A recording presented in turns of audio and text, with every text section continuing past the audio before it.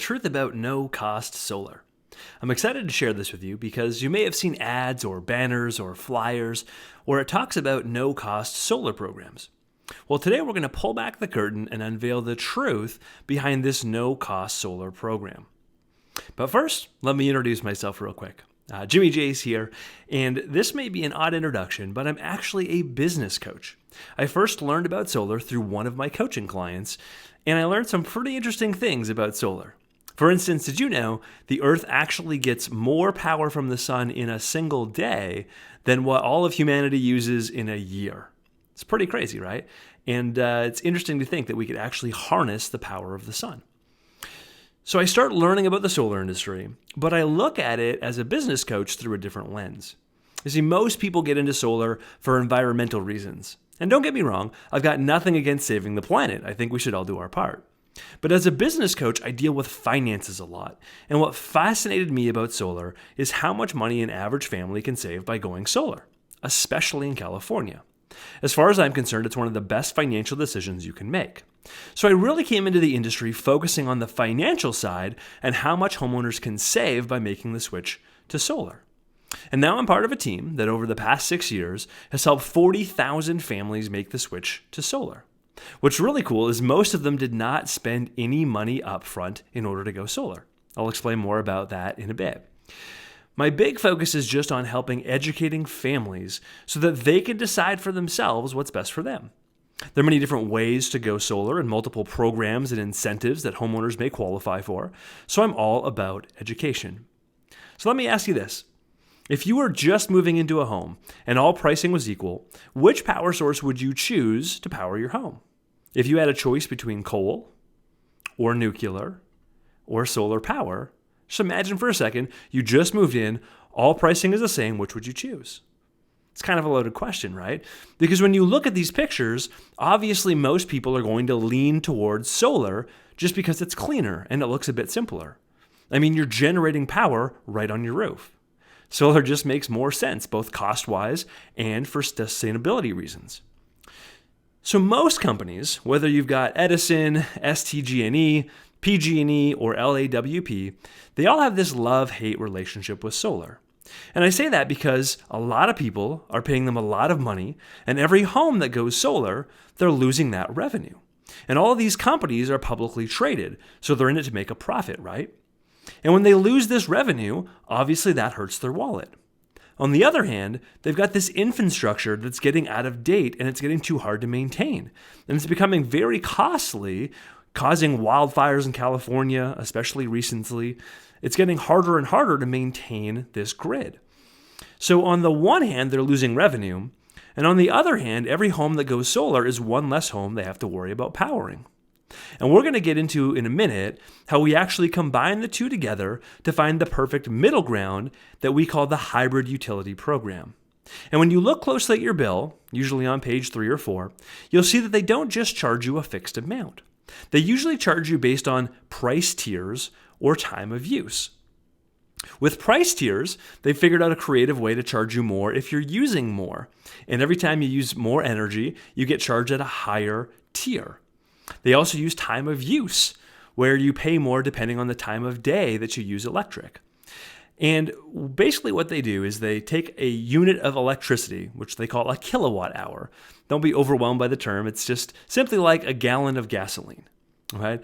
And if you think about if you went out and you got a gallon of gasoline and it was $3.50, and then you drove around a bit and later in the month you come back to the same gas station and now it's $8 per gallon. And they said, hey, we're going to charge you $8 a gallon. We track the time of day you were driving, and 40% of the time you were driving in rush hour, so you got to pay $8 a gallon. Would you let your gas station attendant get away with that? No, right? We're like, whoa, wait a second. But why do we let the electric companies do that? So the cool thing is that once you go solar, that eliminates your electric bill completely, and you're just left with a solar payment. And if you go the financing route and you finance 100%, that monthly payment is less than your electric bill. And if you purchase the system outright, then you don't have anything. You're just left with about a $10 connection charge. And that's what we're going to get into here. So this is where it gets even more interesting though. If you look over the last 50 years, let's look at the 30-year period from 1970 to 2000 so that you can see that this is a trend and it's a problem that isn't going away. This data is from the Utility Commission in California. They're reporting it themselves, okay? That there was a 6.7% annual increase year over year. So your rates, what you have to pay for power, maybe you used to pay $100 a month, now it's $300 a month. And California now has the highest electric rates in the entire country. So every year it gets more and more expensive for the utility company. They basically go to the Utility Commission and say, hey, we got to charge more for power.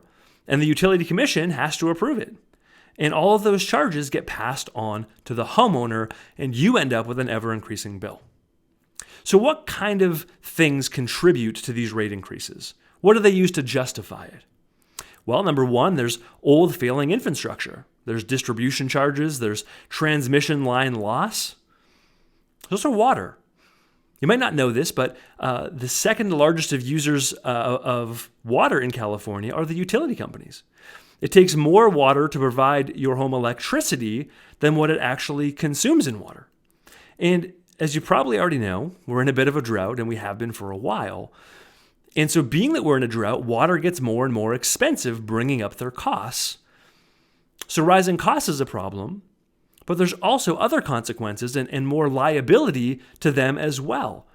Last year, there were 9,279 documented fire incidences in California, resulting in over 4 million acres burned, destroyed. One of those fires resulted in a lawsuit against PG&E and a $13 billion settlement. What else contributes to rising costs? Outdated infrastructure.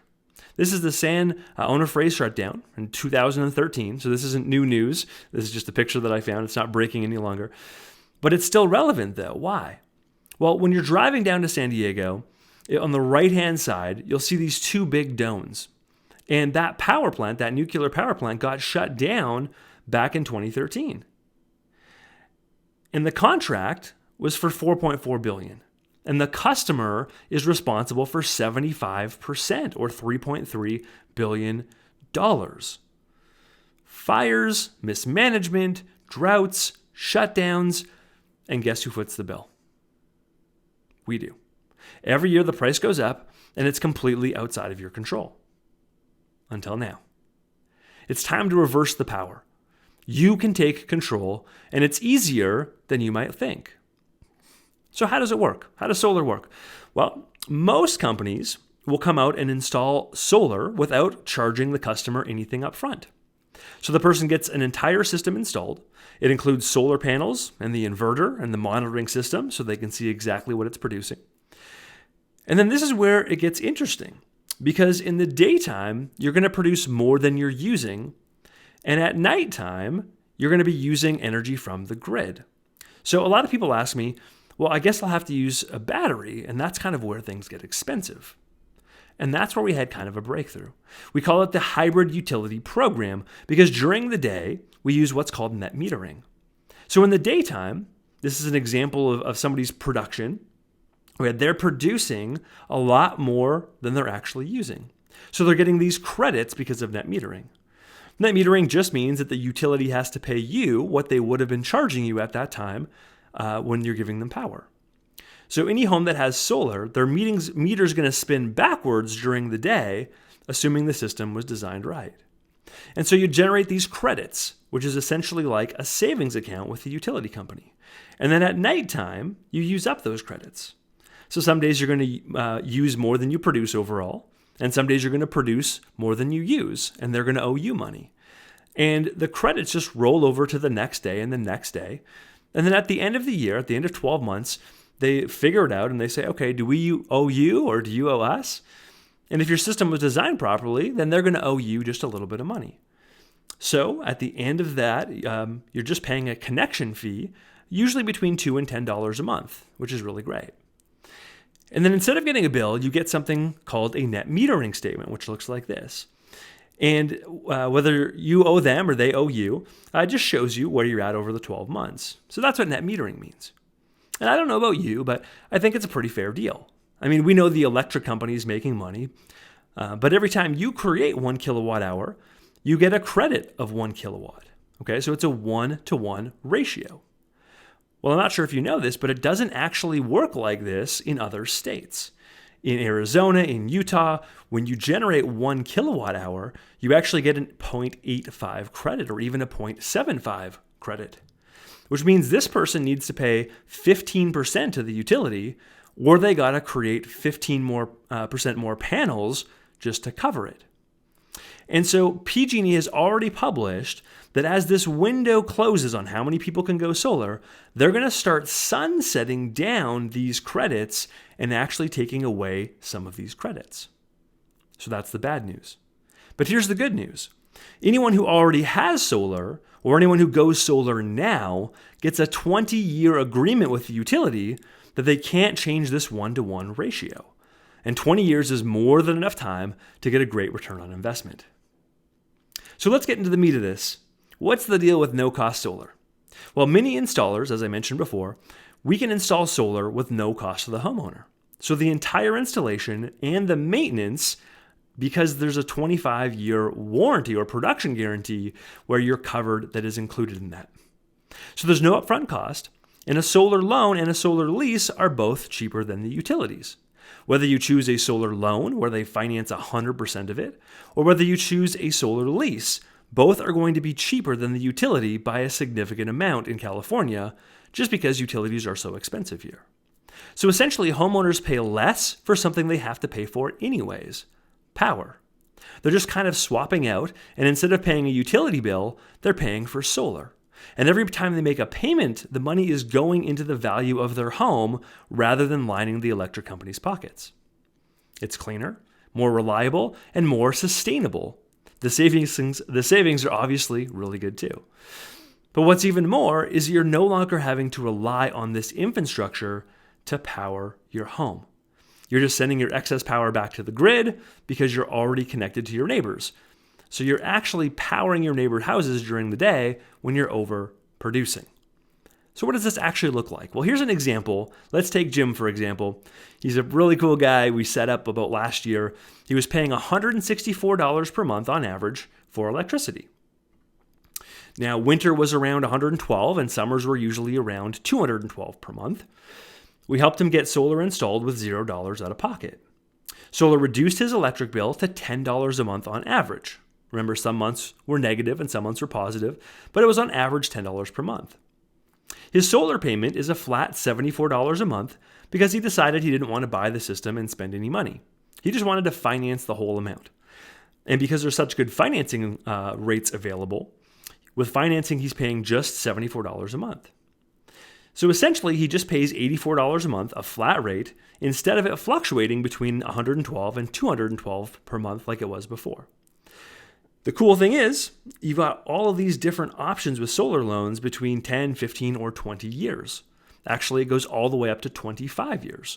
Some people just want to have a lower payment because when you look at it that way, you'd really be paying for power either way. So you may as well pay less than you would have spent going through the utility. So like I said, he now pays $84 a month instead of $164 with $0 out of pocket. So no investment. Solar is is exempt, so even though the value of his home goes up, his property taxes don't increase. He ended up saving about $1,056 a year just in year number 1, and now his rates never increase. So the next time the utility raises rates, it doesn't affect him. His savings increase every year. His solar payment is staying the same until it's paid off. Once the loan is paid off, no more solar, just pay $10 a month for his connection fee. And because they have a 25-year production guarantee included, there's no surprises down the road. Here's the kicker. He also got a tax credit with no money out of pocket. Just paying less for something that he's already been paying for, he got a tax credit for $5,985, nearly $6,000. So how does that work? Well, the tax credit, if you're a normal employee and you have a W-2, basically they deduct taxes every 2 weeks right out of your income. Then when you file your taxes, you get a return based on how much you actually owe. This would just reduce the amount you actually owe, in his case, by nearly $6,000. So he got a much bigger tax return than he normally would have. Pretty exciting stuff. Let's take Steve and Carol as another example. They're the cutest couple. And so they were getting concerned because they're retired, so the house was paid off, and their utility bill was their biggest expense. So they were paying $327 per month on average because they've got a pool. They've got kids and the grandkids over, and they love using the pool, so the utility bills were getting pretty high. Now, that's not a $327 flat. Remember, just like yours, it fluctuates. So I believe it was about $250 in the winter and up to about $450 in the summer, pretty high in the summer. And we helped them go solar with zero out of pocket. Then solar reduced their electric bill to $10.54 a month. Just like Jim's, some months were negative, some were positive, but when you look at the whole year, it was about $10.54 per month. Their solar payment, with zero out of pocket, is $141. So essentially, they're paying $154 for power instead of $327. And there's zero out of pocket, right? So they basically have a savings of over $2,000 for year number one. Now, in the summer, right, rather than having those huge $400 bills, their bill is still a flat $151. And once the loan's paid off, then they're just going to have a $10.54 payment per month, nothing else. There's a 25-year warranty included, obviously, so there's no surprises down the road for them. And then they received a tax credit of $10,944 for going solar. Now, obviously, they don't have a huge tax liability, so that tax credit just rolls over year, and they have up to 5 years to use it. So who are we? Well, I work for Clean Energy Movement. Our vision is to provide simple, affordable solar for every family. We have an online marketplace that allows us to design the perfect system for homeowners, and then we connect homeowners straight to the installer. The difference is we negotiate the best price and the best coverage based on our years of experience with solar.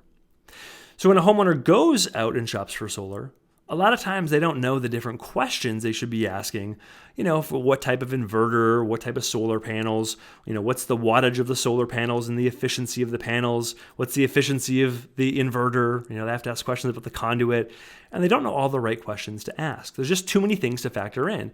And little things too, like the monitoring. What type of monitoring device? Does it come with a mobile app? Stuff like that. So there's a lot of questions when it comes to solar. And what we do is basically do the shopping for the families, and then we educate them so that they know that they're getting the best deal available. We also negotiate the pricing because we know what everyone's charging for solar. And because of this with solar, there's a tendency to charge a bit more because there's so many different numbers out there. And we're able to protect homeowners from that because we can shop for them. So the next steps are to essentially do an actual design. We need a utility bill to have our engineers do that design.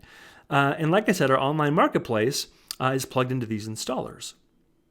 So we take all the numbers from them and we create the best possible proposal based on all the different installers.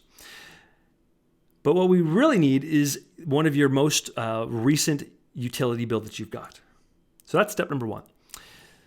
The best thing to do is just take a picture, or if you get a PDF emailed to you, you can go ahead and email it to me. And that allows our engineers to look at your usage over the past 12 months and design a system based on that instead of just guessing, right? Once we've got that, and we do all that completely for free, we'll do a proposal for you online. So you can see the proposal, you can check out the numbers, see if they make sense or not, and then you'll select the best option. And then we schedule the installation. Once we've taken care of permitting and everything like that, which is all taken care of by our in-house team. So if you haven't already, make sure you book a call so we can check out your roof online with Google Satellite Images. That way we can find out if your home is solar friendly, if your roof is going to work for solar before you spend a bunch of time looking into solar. It's really important to know right off the bat if it's even an option for you. It's also important to find out if the one-to-one net metering agreement is still valid. At the time of this recording, California lawmakers have announced that the current net energy metering, also called NEM 2.0, will change in 2021. However, the changes have not come into effect yet. So anyone who already has solar, or anyone who goes solar now, gets a 20-year agreement guaranteeing the utility can't change that one-to-one agreement. So if you're considering going solar, you want to make sure you lock in your net metering agreement before it's too late. So go ahead and book a call now. There should be a link somewhere around this page, and 5 minutes could literally save you thousands of dollars over the next few years. Thanks again for watching. Jimmy J's here, and feel free to let me know if you've got any questions at all.